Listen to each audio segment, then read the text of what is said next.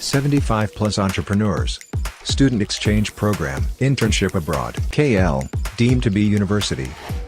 ఎన్నికలు సమీపిస్తున్న కొద్దీ తూర్పుగోదావరి జిల్లాలో ప్రధానంగా సమీకరణలన్నీ కూడా మారుతూ వస్తున్నాయి. ప్రధానంగా అభ్యర్థులైతే మార్పులు చేర్పులతో వైసీపీ మరో పక్కన వెళ్తుంటే మరో పక్కన టీడీపీ కూడా దూకుడు పెంచుతుంది. మరో అభ్యర్థుల ప్రకటన అయితే కొన్ని చోట్ల ఇటీవల నారా చంద్రబాబు నాయుడు చెప్తే ఈ యొక్క సభలను కదలరా కార్యక్రమాలు కూడా నిర్వహించారు. ఇటీవల మండపేటలో కూడా కార్యక్రమం నిర్వహించారు. అక్కడ కూడా ఈ యొక్క ప్రధానంగా టీడీపీ అభ్యర్థులను ప్రకటించినటువంటి పరిస్థితి ప్రధానంగా ఉందని చెప్పాలి. ఆ మండపేట సభలో నారా చంద్రబాబు నాయుడు అక్కడ ఉన్నటువంటి ఇప్పుడు టీడీపీ అభ్యర్థిగా ఇప్పుడు ఉన్నటువంటి ఎమ్మెల్యేని అయితే ప్రకటించిన పరిస్థితి ఉన్న నేపథ్యంలో అక్కడ ఏగుళ్ల జోగేశ్వరరావు మళ్ళీ అభ్యర్థిగా పోటీ చేస్తున్నాడంటూ అక్కడ ప్రచారం చేయడంపై దీనిపై దుమారం అయితే రేగిందని చెప్పాలి. ఒక పక్కన జనసేన అభ్యర్థి కూడా అక్కడ టికెట్ ఆశిస్తున్న పరిస్థితి ఉన్న నేపథ్యంలో ఇరు వర్గాలను కూడా సంప్రదించి ఈ యొక్క టికెట్ని అనౌన్స్ చేయాలంటూ అక్కడ జనసేన నాయకులు పక్కన అసమ్మతిగా వ్యక్తం చేస్తుంటే మరో పక్కన టీడీపీ నాయకులు కూడా మా ప్రమేయం లేకుండా అభ్యర్థిని ఏ విధంగా ప్రకటిస్తారంటూ వాళ్ళందరూ కూడా పక్కన అసంతృప్తి అయితే వ్యక్తం చేస్తున్నారు. ప్రస్తుతం మండపేటలో అయితే రాజకీయ వేడైతే రగులుతుందని చెప్పాలి. ప్రస్తుతం టీడీపీ నాయకులు కూడా అసంతృప్తితో ఉన్నటువంటి పరిస్థితి ఉంది. సీనియర్ నాయకులు అలాగే నెక్కంటి బాలకృష్ణ గారు కూడా ఈరోజు రాజమండ్రిలో సెల్టన్లో సమావేశం నిర్వహించారు. అలాగే టీడీపీ శ్రేణులతో కూడా కొన్ని సీనియర్ నాయకులు కూడా పాల్గొన్నారు. ప్రస్తుతం మండపేటలో ఏం జరుగుతుంది, అసలు ఎందుకు ఏగుళ్ల జోగేశ్వరాన్ని ఎందుకు వ్యతిరేకిస్తున్నారు, మరిన్ని విషయాలు అడిగి తెలుసుకునే ప్రయత్నం చేద్దాం. సార్ చెప్పండి బాలకృష్ణ గారు, మీరు ఎంతో సీనియర్గా టీడీపీ నాయకులుగా మండపేటలో కొనసాగుతూ వచ్చారు. ఇప్పుడు ఉన్నటువంటి పరిణామాలు చూసుకుంటే ఏగుళ్ల జోగేశ్వరరావుని టికెట్ ఇటీవల చంద్రబాబు నాయుడు అనౌన్స్ చేశారు. దీన్ని మీరు ఎందుకు వ్యతిరేకిస్తున్నారు? నేను 43 సంవత్సరాల నుంచి ఎన్టీఆర్ పార్టీ పెట్టిన మొట్టమొదటి మా ఊరు రావడం జరిగింది. ఆ రోజు నేను మా ఆయన సన్మానం చేసి జాయిన్ అయ్యాను. అప్పటి నుంచి ఇప్పటి వరకు కూడా తెలుగుదేశం పార్టీ అభివృద్ధికి నేను పాటుపడుతూ ఉన్నాను. పదవుల గురించి ఎప్పుడు ఆశించలేదు. అయినా నేను 80 ఏళ్ళు ఆయన బలంతో మొట్టమొదటి మండల ప్రెసిడెంట్గా ఉండాలని పట్టుబెట్టి పిలిపించి మరీ నాకు ఇచ్చారు. అప్పుడు నేను పోటీ చేయడం వన్ సైడ్గా ఎలక్షన్ జరిగింది. అత్యంత మెజార్టీతో నెగ్గింది. 4 years బెస్ట్ అవార్డు తీసుకున్నాను స్టేట్లో. తర్వాత నేను రాష్ట్ర యూత్ సెక్రటరీగా చేశాను. అప్పుడు సంగీత రెడ్డి గారు వెంకటరెడ్డి గారు నాకు కొంచెం ఇబ్బంది జరిగి అక్కడ చెన్నారెడ్డి గారు యొక్క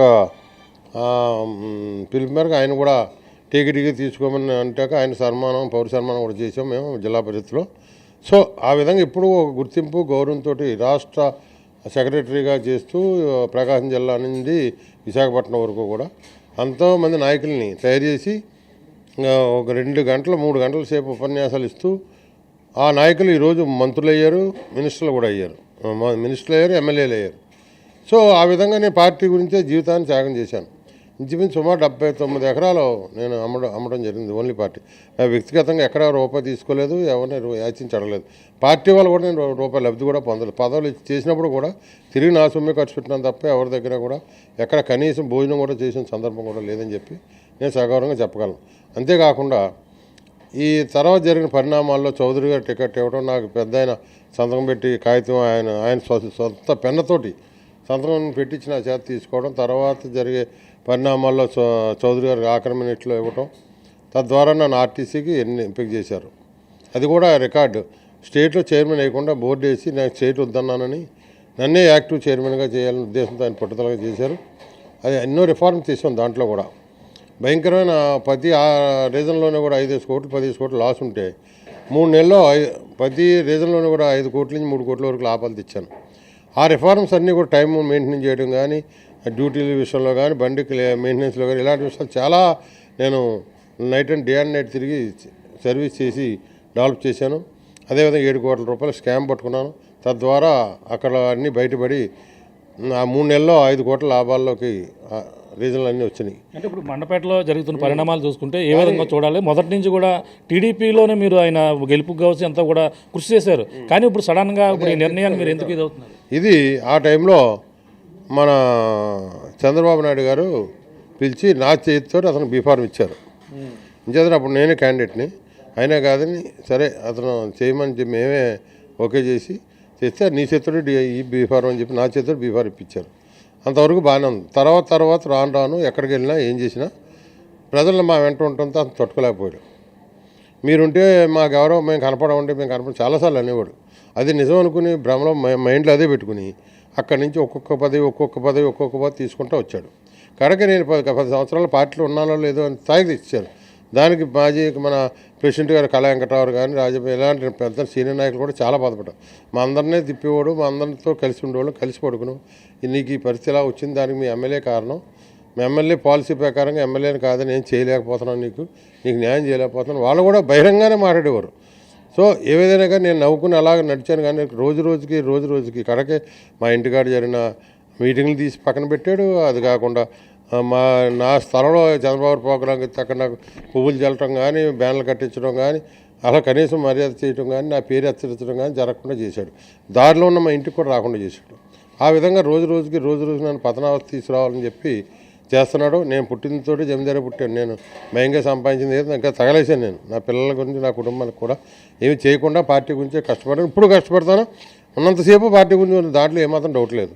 కానీ ఇలాంటి వ్యక్తులకి మాత్రం నా 5వ కూడా టికెట్ ఇచ్చి చేయమంటే అది ఎంతవరకు న్యాయమని నేను ప్రశ్నిస్తున్నాను.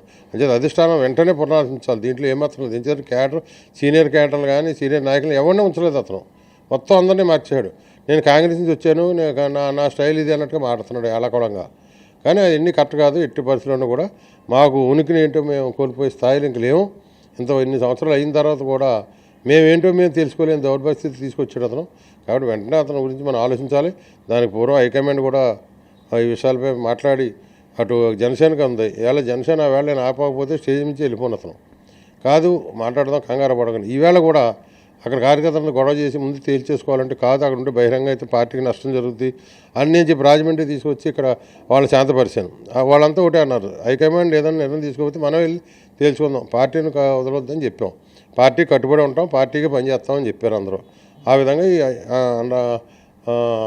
ఆంతరిక సమావేశాన్ని నేను ఇక్కడ ఏర్పాటు చేయడం అనుకోకుండా మీ టీవీ వారికి ఎలా తెలిసిందో అందరూ వచ్చారు. అది అంటే ముఖ్యంగా ఇప్పుడు జనసేన కూడా అక్కడ టికెట్ కూడా ఆశిస్తున్న పరిస్థితి. అలాగే అక్కడ ఉన్న పరిణామాలు చూసుకుంటే మొత్తం తీసుకొని మాట్లాడి ఇప్పుడు జనసేన అతను కూడా లాస్ట్ టైం నెగ్గాడు అంటే 37,000 ఓట్లు జనసేన తీసుకెళ్ళాడు అతను. అలాంటి వ్యక్తిని కూడా కలుపుకుని వెళ్ళకపోతే ఎంతవరకు న్యాయం అది? కాబట్టి అతనితో మాట్లాడాలి, మాతో మాట్లాడాలి, ఎమ్మెల్యే కూర్చోబెట్టి ఎదురుకుండా మాట్లాడమనండి. మేము వాస్తవాలు చెప్తాం ఎదురుకుండానే. ఏది కరెక్ట్ అయితే చేయమనండి. ఆయన ఏ నిర్ణయం చేసినా మేము కట్టుబడి ఉంటాం. చంద్రబాబు చేసిన నిర్ణయాన్ని మేము కట్టుబడి ఉంటాం. కానీ వాస్తవం తెలియాలి, జరగబోయే పరిణామాలు ఏంటో మాకు తెలియాలి. అప్పుడే అతనికి మేము సహకరించగలం. అంటే ఇప్పుడు ఉన్న పరిస్థితి ఆల్రెడీ చంద్రబాబు నాయుడే స్టేజ్ మీద ప్రకటించిన పరిస్థితి. అంటే మళ్ళీ అయోగ్యలో జోగేశ్వరరావు మళ్ళీ పోటీ చేస్తారని చెప్పేసి అందరూ కూడా సపోర్ట్ చేయాలని చెప్పడం జరిగింది. ఈ పరిణామాలు మరి చూసుకుంటే ఇప్పుడు పక్కన జనసేన నాయకులు కూడా అసంతృప్తితో ఉన్నారని చెప్తున్నారు. ఈ పరిణామాలు ఇప్పుడు ఈ రోజు సమావేశం కూడా నిర్వహించారు. వాళ్ళందరూ కూడా ఏ పార్టీలోకైనా వెళ్ళే అవకాశం ఉంది? లేదు, ఏ పార్టీకి వెళ్ళరు. పూర్తిగా తెలుగుదేశం పార్టీ కట్టుబడి ఉన్న సీనియర్ నాయకులు వెళ్ళాం. వీళ్ళ పదవుల గురించి ఆశించో, ఇంకో గురించి ఆశించో, డబ్బుగా ఆశించే వెళ్ళే వ్యక్తులు కాదు. పూర్తిగా తెలుగుదేశం పార్టీ బస్టు పెడుతుంది అక్కడ. మళ్ళీ జోగేశ్వరరావు అయితే చాలా నష్టపోద్ది. అవసరమైతే జనసేన వాళ్ళని పిలిచి మిమ్మల్ని అందరిని పిలిచి మాట్లాడి అది ఒక కొలికి తీసుకురావాలి తప్ప అలా వన్ సైడ్గా అతనికి ఇవ్వడం అనేది న్యాయం కాదు. ఇప్పటికే పార్టీ 40,000 నుంచి 10,000కి వచ్చింది. ఇంకా దౌర్భాగ్య పరిస్థితి రాకూడదు. అలాంటి నష్టం జరగకూడదని ఈ సమావేశం ఏర్పాటు చేశాం. అంటే అక్కడ వరుసగా గెలుపొందారు కాబట్టి మళ్ళీ ఇవ్వడం జరిగింది. ఇప్పుడు అంతా కూడా పొందడం అంటే గతంలో మేము అందరూ కష్టపడి పనిచేసాం. ఇప్పుడు మాకు జీవితంలో ₹1 కూడా తీసుకోవడం అలవాట్లేదు. అలాగే కష్టపడి పనిచేసాం అందరూ. ఈ క్యాడర్ అంతా కూడా అందగా పనిచేయడం బట్టే వచ్చింది. అదేవిధంగా లాస్ట్ టైం కూడా 37,000కి ఓటర్లు అతను పట్టుకెళ్ళి అవుట్ ఆఫ్ ఏరియా నుంచి బోసి వచ్చిన వాళ్ళు మొన్నకి లేదా మొన్నే ఓడిపోను. కాబట్టి అతను గొప్పతనం ఏం లేదు దీంట్లో. అక్కడ ఒరిజినల్గా తెలుగుదేశం పార్టీ బలమైన నియోజకవర్గం అది. ఆ నియోజకవర్గాన్ని పాడు చేయకూడదనే మా కోరిక. అంటే ఇప్పుడు వైసీపీ నుంచి కూడా తోట తిరుమతులు కూడా అక్కడ బలంగా ఉంటున్న పరిస్థితి. పరిణామాలు చూసుకుంటే మీరు అందరూ కూడా ఇప్పుడు అక్కడ టికెట్ అనౌన్స్ చేసిన నేపథ్యంలో వైసీపీ వైపు వెళ్ళే అవకాశం సమస్య లేదు. ఎట్టి పరిస్థితుల్లోనూ తెలుగుదేశం పార్టీ ఉంటాం. తెలుగుదేశం అభివృద్ధి గురించి పాటుపడతాం. మా ఇంట్లో ఉన్న సమస్యలు మేమే సరిదిద్దడానికి గట్టి ప్రయత్నాలను చేస్తాం. దానికే హైకమాండ్ కూడా మరి ముందుకు రావాలని కోరుకుంటాం. అంటే ఇప్పుడు ప్రధానంగా మరి మీరు కూడా ఏమైనా టికెట్ ఆశిస్తున్నారా? పోనీ నేను అవసరం అనుకుంటే అతనికన్నా ఎక్కువ ఖర్చు పెడతాను, నాకు ఇమ్మని దాన్ని కూడా నేను చెప్పడం జరిగింది. అది నా టీడీపీ నాయకులు సీనియర్ జిల్లా అధ్యక్షులు చెప్పారా? అందరికి చెప్పాం. కంగారు పడక ఇంకా మనం టైం ఉంది కదా అన్నారు. ఇప్పుడు అనుకోకుండా మా బాబు గారు అనౌన్స్ చేయడం జరిగింది. దాంతో అంతా హతాశులయ్యి ఏం చేద్దాం ఏంటి అనేది తెలియజేద్దాం, కంగారు పడకుండా అని చెప్పి కార్యకర్తలు సముదాయించడం గురించి సమావేశాన్ని ఏర్పాటు చేశాను తప్ప పార్టీకి వ్యతిరేకంగా మాత్రం ఏమాత్రం కాదు. అది కాబట్టి తప్పకుండా అది నష్టం కూడా తీసి పార్టీ నష్టం జరగకుండా చూసుకోవాలని బాధ్యత అధిష్టానం మీద కూడా ఉందనే విషయం మాత్రం మేము ఖచ్చితంగా చెప్పగలం. అధిష్టానం మరి ఇప్పుడు మళ్ళీ ఎవరిని కలుస్తారు, ఎవరితో మాట్లాడతారు? ఈ పరిణామాలను బాబు గారి దృష్టికి ఎప్పుడు తీసుకెళ్తారు? బాబు గారు ఖాళీ అయ్యాక ఆయన టూర్లో ఉన్నారు కాబట్టి ఆయన దృష్టికి వెళ్ళి అవసరం అనుకుంటే వారు పిలిపిస్తే మేము తప్పకుండా వెళ్ళి వారితో మాట్లాడి కష్టాలు నష్టాలు లేకుండా పార్టీ అభివృద్ధికి పనిచేయడానికి అన్ని ఏర్పాట్లు చేస్తాం. అంటే ఇప్పుడు జనసేన కూడా మొన్న ఇటీవల ఆయన కూడా ఎవరు కూడా టీడీపీకి సహకరించొద్దని చెప్పేసి ఒక ప్రకటన కూడా రావడం జరిగింది. అవన్నీ కూడా ఎలా చూడాలి? తప్పకుండా అతను కూడా అంటే అతను కూడా ఆశపడి ఉన్నాడు, కాకపోతే కష్టపడి తిరిగాడు. మొన్నటిదాకా జాయింట్ కానీ కలిపి తిరిగారు, కలిపి జెండాలు కట్టారు, కలిపే చేశారు. మొన్న జరిగిన దాంట్లో కూడా నాకు లాంటి వాళ్ళు తప్పు జరిగింది, నాకు పిలవలేదు, పైగా మా ఫ్లెక్సీలు కట్టానివ్వలేదు. అదొక చాలా బాధకరం. ఎలిపేటలో కూడా రానివ్వకపోతే కూడా గొడవపడ్డాను. సో ఆ విధమైన ఇబ్బందులు నాకున్నాయి. జనసేన ఎప్పుడైతే అలా ప్రకటించిందో మాతో మాట్లాడవచ్చు కదా, మాతో చెప్పి చేయొచ్చు కదా, అది ఏదనేది అప్పుడు మనం నిర్ణయించుకున్నాం. ఇలా సడన్గా చేయటమేటని అతను బాధగా వెళ్ళిపోతుంటే నేనే ఆపి తర్వాత మాట్లాడదాం, కంగారు పడతాను. ఈ లోపల అతను కార్యకర్తలు ఎవరిని మేము చెప్పేదాకా ఎంటర్ అవుతున్నది సందేశం పంపారు అని అంటున్నారు. కార్యకర్తలో తెలిసింది నాకు, కాబట్టి మళ్ళీ చెప్పాను. అతను కూడా ఫోన్ చేసి కంగారు పడకు, నువ్వు అధిష్టానం మాట్లాడిన తర్వాత నేను చెప్తే కానీ అప్పుడు దాకా నువ్వు కంగారు పడద్దని చెప్పి నేను రిక్వెస్ట్ చేయడం కూడా జరిగింది. అంటే లీలాకృష్ణ గారితో మాట్లాడడం జరిగింది, అంటే ఆయన కార్యకర్తలతో చెప్పడం అన్ని కూడా ఏమైనా ఫోన్లో మాట్లాడడం కానీ అటువంటి జరిగింది. జర్నీ కాబట్టి మాట్లాడద్దు, అలాగే తప్పుడు సంకేతాలు వెళ్ళకూడదు పార్టీలో. దానివల్ల మళ్ళీ మనం కూడా రెక్టిఫై చేసుకోలేం. కాబట్టి దయచేసి నువ్వు అప్పటివరకు మాట్లాడుకో, అధిష్టానం ఇద్దరిని పిలిచి మాట్లాడుద్ది, అందరిని మాట్లాడిన తర్వాత నిర్ణయం చెప్ది, కానీ అప్పుడు దాకా దయచేసి అలాంటి కార్యక్రమాలు తీసుకోవద్దు అని చెప్పాను. ఒకవేళ ఇంకా బాబు గారు మాట ఇచ్చేశారు కాబట్టి చేయవలసి వస్తే మీరు అందరూ కూడా కలిపి చేస్తారు. మా కండిషన్లు బట్టి మేము చేస్తాం. ఆయన నిర్ణయం స్థిరధైర్యం మాకు, దాన్ని మేము ఎప్పుడు కాదంటలేదే. కానీ ఇతను చేసే పనులు మరి మాకు ఎన్నాళ్ళు భరిస్తాం? ఇప్పుడు మోగంగా ఉంటే అసమర్థనంగా తీసుకుంటున్నారు, అది కరెక్ట్ కాదని ఈరోజు ఆయన తెలియజేస్తున్నాం అంతే. అంటే ఈరోజు సమావేశమైన నాయకులు, ముఖ్యమైన నాయకులు ఇంకా ఎవరెవరు ఉన్నారు పేర్లు? సీనియర్ పూర్వం నుంచి ఉన్న సీనియర్ ఎమ్మెల్యే గారు తమ్ముడు పూర్వం నుంచి ఈర్రాజు గారు, అలాగే సీనియర్ గ్రామాల్లో 3 మండలాల నుంచి పూర్వం నాయకులు అందరూ వచ్చారు, అందరిని దూరం పెట్టిన నాయకులు అందరూ వచ్చారు. వాళ్ళు కూడా ఓపెన్గా చెప్పారు, మాకు పార్టీ ముఖ్యం, వ్యక్తులు కాదు, కానీ ఇక్కడ జరిగే విధానం కరెక్ట్ కాదు. అదే బాలకృష్ణ గారు కూడా 43 సంవత్సరాల నుంచి ఉంటున్నారు కాబట్టి ఆయన కూడా పార్టీ న్యాయం చేయలేదు. కాబట్టి ఆయన కూడా న్యాయం సంబంధించి అందరినీ గౌరవించాలి పార్టీ అన్నప్పుడు. ఒక ఏకపక్షం 4 సార్లు 5 సార్లు ఎమ్మెల్యే టికెట్ అనేది కరెక్ట్ కాదు. పోనీ అతను ఏమన్నా గౌరవించుకుంటున్నాడా అంటే అది లేదు. ఏ కార్యకర్తను ఎవరిని గౌరవించడం, ఏ నాయకుడిని గుర్తించడం, మాట్లాడడానికి సరిగ్గా ఇబ్బంది వెళ్ళిపోతాడు. అలాంటి వ్యక్తులు మాకెందుకు అనేది వాళ్ళ భావన.